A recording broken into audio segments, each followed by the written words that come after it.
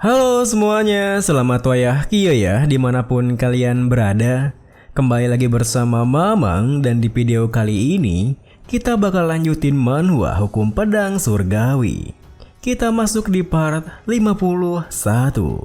Di awal video ini, dengan begitu Nam Gong Cheon dan juga Nam Gong Yeon pun hanya persiapan apa yang diperlukan, lalu kembali ke Hefei bersama dengan skuad Heaven Sword. Akan tetapi setelah mereka mencapai pinggiran Hefei, mereka melihat Lee di Waterheart di langit. Dan ketika mereka tiba di klan Namgong, semuanya sudah berakhir. Kita mundur kembali ke malam sebelumnya di klan Namgong, pada saat dimana pertempuran berlangsung setelah Lunara Fire dan juga Wusan Fox tiba di sana.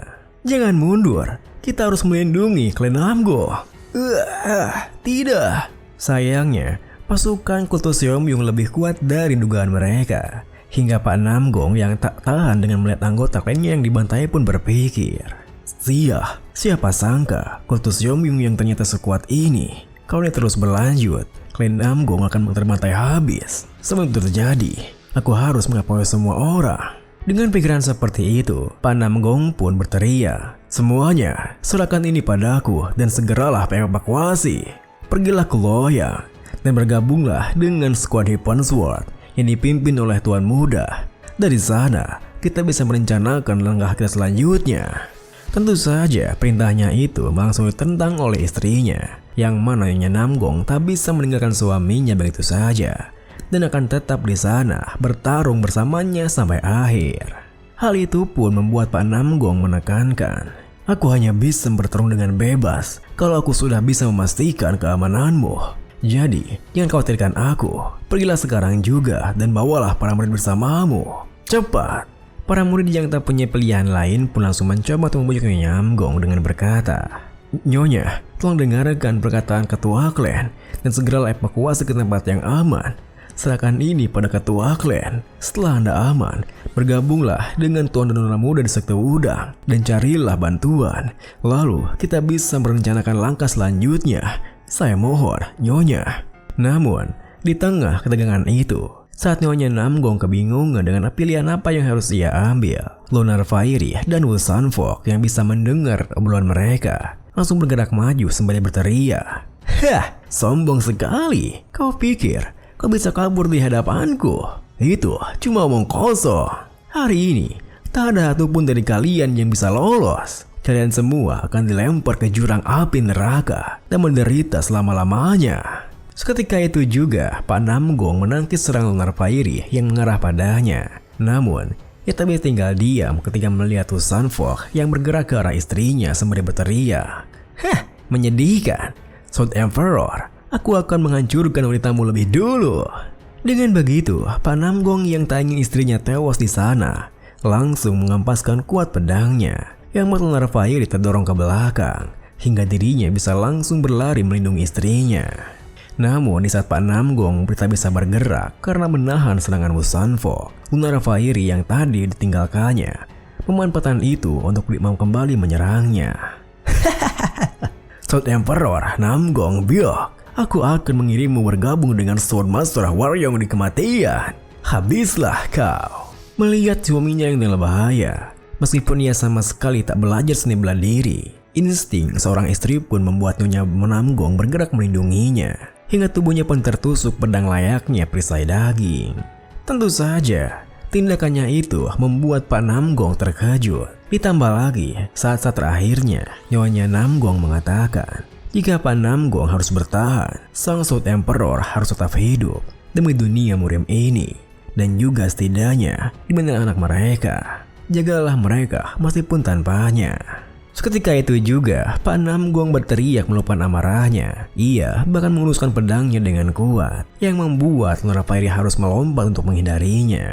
Ditambah lagi, belum sempat Lunar Fairy bisa bereaksi, Pak Namgong kembali menghentakkannya dengan teknik pedang terbangnya. Kemudian, saat Lunar Fairy menahan pedangnya, Pak Namgong pun memeluk tubuh istrinya sebentar sembari berkata, pergilah lebih dulu, sayangku. Aku akan menyusulmu segera. Aku bersumpah, aku akan menyusulmu dengan membawa kepala para iblis-iblis keji ini. Tepat setelah mengatakan itu, Pak Namgong pun melompat ke udara menggunakan tekniknya Endless Blue Sky Sword, Ultimate Teknik Imperial Sword Form. Namun, meski awalnya Pak Namgong bisa mengimbangi Lunar Peri dan juga Wu Sanfok sekaligus, ia sama sekali tak bisa berkutik ketika mereka berdua menggunakan Unity Swords mereka bersamaan. Kemudian, melihat Pak Namgong yang tak kembali bergerak setelah menerima serangan mereka berdua, Lunar Fairy pun tersenyum puas berkata, "Hah, lucu sekali. Akhirnya aku berhasil membalaskan dendam lamaku. Setelah 20 tahun berlalu, tak peduli sehebat apapun dirimu, di hadapan Kultus Yomyung, kau tak lebih dari sekedar manusia biasa." Wu Sanfok di dekatnya menambahi, "Nona Lunar Fairy benar. Bahkan Sound Emperor sekalipun, kalau terkena serangan seperti itu, pada tulangnya akan menjadi debu dan berkeliaran di akhirat untuk selama-lamanya." Lunar Fairy melanjutkan, "Sekarang pemimpin kultus pasti menunggu kabar dari kita. Kita harus segera cepat kembali ke Will." Wu Sanfok membalas, "Haha, benar, ayo bergegas.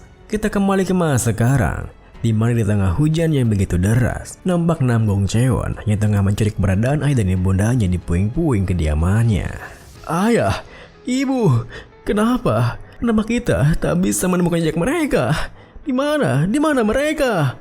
Tentu saja, hal itu membuat skuad Ribbon Sword yang kembali bersama mereka putus asa. Meskipun begitu, Namgong Cheon yang tak ingin percaya apa yang dilihatnya, mencoba menenangkan kakaknya dengan berkata, "Ayah dan ibu, mereka pasti selamat dan pergi ke suatu tempat, kakak, itu pasti." Dengan begitu, kehancuran tragis klan Namgong dalam satu malam membuat seluruh penjuru dunia murim terkejut. Hingga keesokan harinya, para petinggi aliansi keadilan langsung berdiskusi di bangunan utama aliansinya. "Kita harus segera bertindak dan membalas dendam Kultus Yomyung.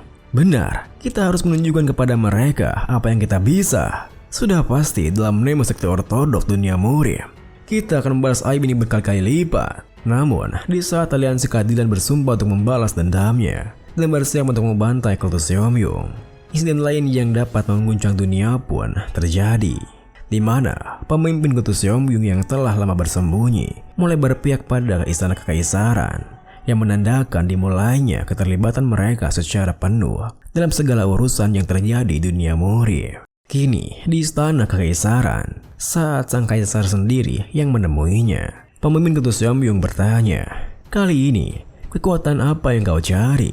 Sang kaisar pun berkata, "Yang ku cari adalah otoritas abadi yang tidak akan pernah pudar."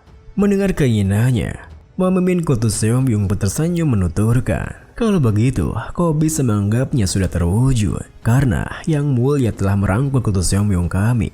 Pada dasarnya, kau telah menerima otoritas abadi yang kau cari itu. Selama Yang Mulia tak membuang kami, otoritas abadi ini akan terus ada selama ribuan bahkan puluhan ribu tahun sekalipun."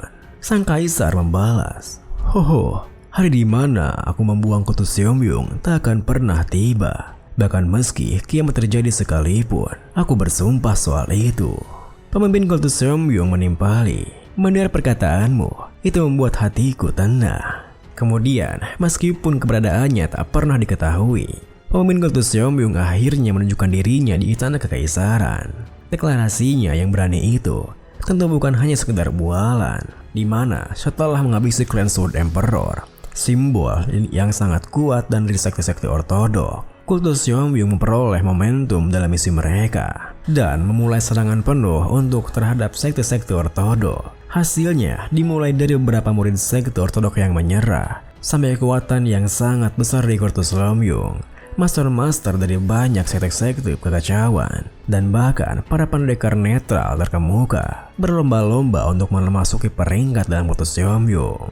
Beberapa waktu kemudian, di persembunyian Gunung Wufeng, nampak Jeokha yang menggerutu karena latihannya. Latihan ini nggak beres-beres."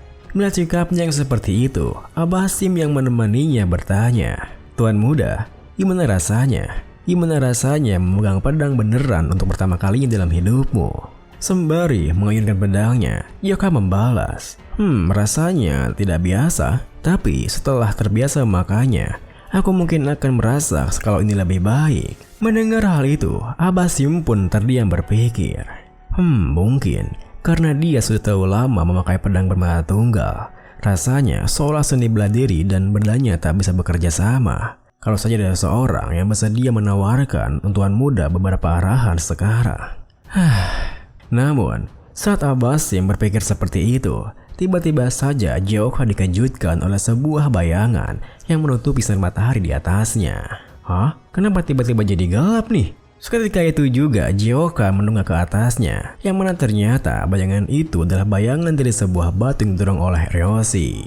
Abasim yang juga terkejut bahkan berteriak, "Lah, Nona Seok, apa yang kau lakukan di sana?" Ryoshi meliriknya berkata, ini benar-benar berat. Hei, apa maksudnya itu? Aku melindingkan batu ini untuk membantu kakak Jeokha berlatih seni bela dirinya.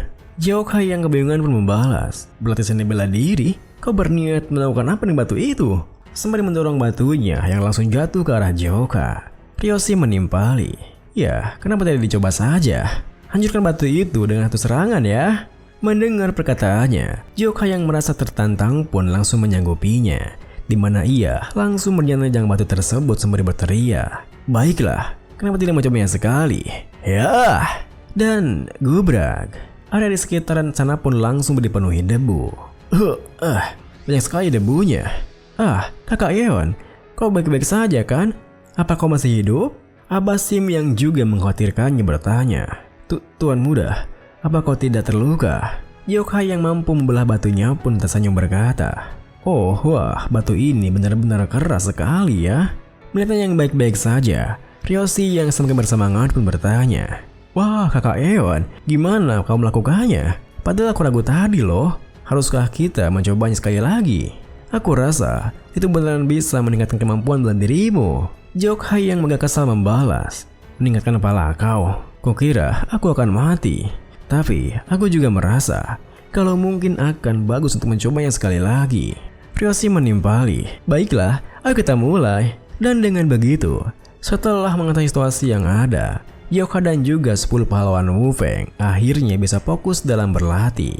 Waktu pun berlalu hingga musim salju tiba di Gunung Wu Feng. Hari itu, setelah menyelesaikan latihannya, Pung Yeoncho yang berniat kembali ke persembunyiannya mengerutu. Aku bisa mati kedinginan. Kenapa saljunya tidak berhenti-berhenti sih?" Tagomyung dari belakangnya membalas, Setuju. Gimana kalau kita pulang saja? Sudah juga mau gelap nih." Pung Yeoncho menimpali, "Ya, ayo kita pulang dan kembali lagi besok untuk berlatih." "Oi, Pak Tuasim, gimana proses latihannya? Kami mau pulang, jadi sudahi ini sampai di sini." "Hah? Kenapa dia nggak menjawab? Deketin Ada apa dengannya? Apa dia ketiduran di tengah-tengah latihannya? Bukannya kita harus membangunkan dia dan memberinya makan ya?" Namun, belum sempat Pung Yeoncho membangunkannya, Jeokha yang melihatnya dari kejauhan di mana ia mengerti kondisi Abasim di sana langsung berteriak menghentikannya. "Tunggu, Yeongnim, kita nggak boleh menyentuhnya sekarang. Kelihatannya dia sudah masuk ke fase seleksi." Mendengar teriakannya, Pung Yeoncho yang kebingungan pun bertanya, "Hah? Fase seleksi? Apaan tuh?" Jeokha menjelaskan, "Itu sesuatu yang pernah Seng Cheonji bilang padaku. Tahap pernapasan Ki sebelum rekonstruksi tubuh badan seutuhnya. Menyentuhnya sekarang bisa membuat dia berada dalam kondisi yang pernah parah seperti dulu. Ya, aku tetap di sini dan memastikan keamanannya." Pung Yeoncho yang mengerti maksudnya membalas, Kami tak perlu khawatir kalau kau yang menjaganya. Kuserahkan padamu ya, Pak Tuasim. Kau selalu duduk sambil dilihat murung belakangan ini. Sampai-sampai kukira kau akan mati. Sepertinya bukan begitu ya. Aku tak tahu kau bisa mendengarku atau tidak. Tapi sampai jumpa lagi." Pada akhirnya, pertarungan terakhir Abasim dengan tenaga dalamnya berlangsung selama 3 hari 3 malam penuh.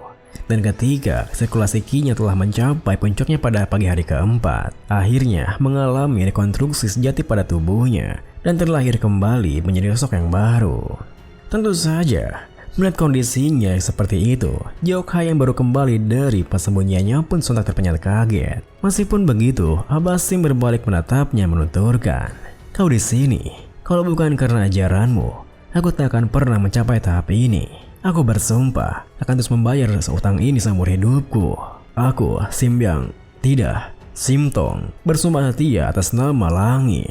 Jeokha yang ikut senang dengannya pun tersenyum berkata, Halah, ajaran apa Anda? Ayo pulang, aku kelaparan gara-gara makan bola nasi sambil menunggumu. Abah Sim pun langsung mengejarnya membalas. Apa kau masih punya sisa bola nasi? Aku belum makan selama 4 hari, jadi aku juga merasa lapar. Sesaat kemudian, melihat kondisi Abah Sim yang berhasil dengan kondisi tubuhnya, ke-10 pahlawan Mupeng yang tengah sarapan di pavilion Harmoni pun langsung terlihat kaget. Apa? Pak Tua Sim berhasil mengkondisi tubuhnya? Selamat ya Pak Tua Sim, gimana rasanya? Apa rasanya seperti lahir kembali? Abah Sim pun tersenyum berkata, itu tidak se-ekstrim itu kok. Tagumi yang merasa heran pun bertanya, tapi kelihatannya tak ada perbedaan yang signifikan, iya kan? Abah Sim begitu sumringah mendekat menekankan. Apa maksudmu? Apa kau tidak melihat mukaku terbebas dari semua stres dan beban duniawi? Tagumi yang tak menduganya membalas, ya, kalau kau bilang begitu. Tentu saja, tingkah mereka yang seperti itu membuat mereka semua tertawa begitu lepas. Namun, suasana hangat di sana seketika berganti ketika Pung Yonco menuturkan, karena sekarang Pak Tua Sim sudah mendapatkan kembali kekuatannya. Aku memberi sebuah pengumuman. Mendengar perkataannya, seketika itu juga mereka semua tertuju ke arahnya. Bahkan, Yoka yang penasaran dengannya bertanya, pengumuman? Apa itu? Videonya pun diakhiri dengan mereka semua pun dikejutkan ketika Pung Yonco melanjutkan.